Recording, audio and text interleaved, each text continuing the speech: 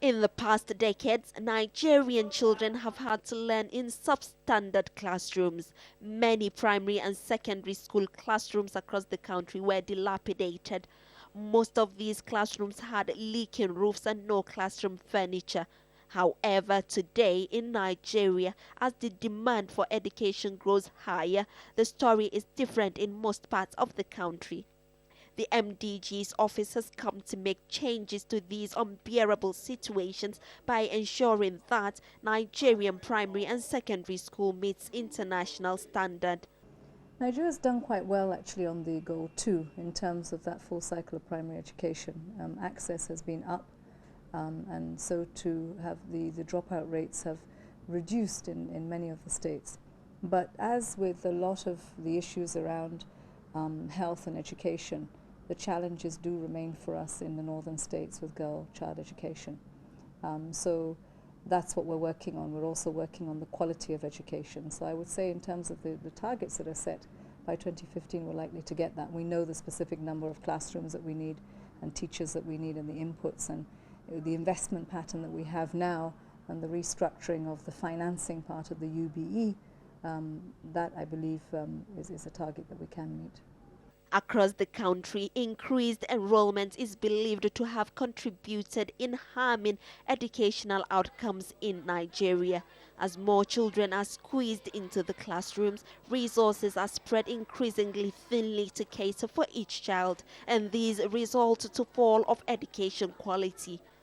This has made it mandatory for the MDG's office and government agencies to increase educational resources to be in proportion to the increase in enrollment.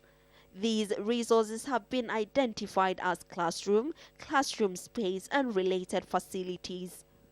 Now, the MDG's office has in the recent past made huge changes to the education system in the country. This has been achievable with the provision of world standard classrooms, classroom furniture and studying materials.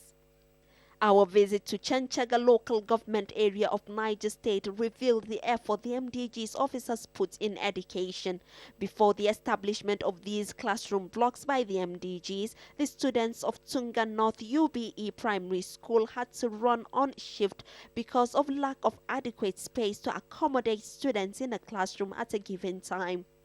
Today, with the increment in the number of classroom blocks in the school runs only 2 shifts in a day. Teaching starts at 8 o'clock a.m. to 12 o'clock a.m. for the morning shifts, while the afternoon shift starts from 12:30 a.m. to 4 o'clock p.m.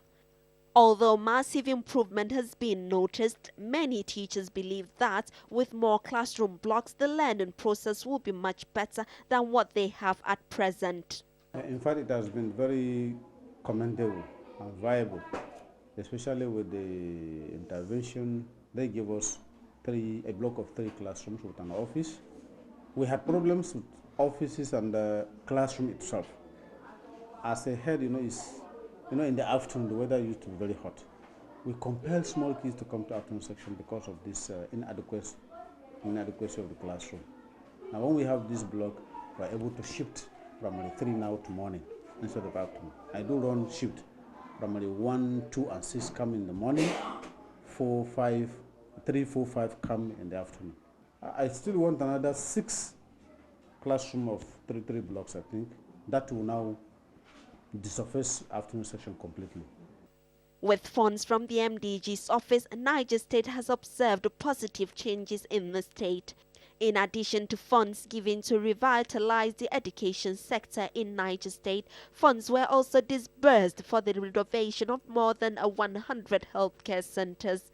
Today, with funds from MDG's office and collaborations with the state government, children, including boys and girls, go to school free of charge. Most of those schools where the intervention has taken place now, the children are no longer sitting on the floor. They are no longer under the shade. They are now under the classroom. And even the teachers will now find it easier to conduct their business of teaching under the classroom than under the shade. So that is, I think, is a big approach to improve the standard of education. Although the MDG's office has not relented in its efforts towards ensuring that all young children of school age are in schools, many children do not attach importance to education.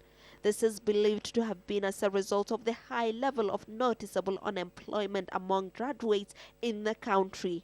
However, in recent times, schools have become very attractive to many children across the nation. School environments are in such a way that it is very conducive and inviting. Today, based on current trend and the projected impact of reforms, it is believed that Nigeria can potentially achieve this goal by 2015 if current efforts are intensified.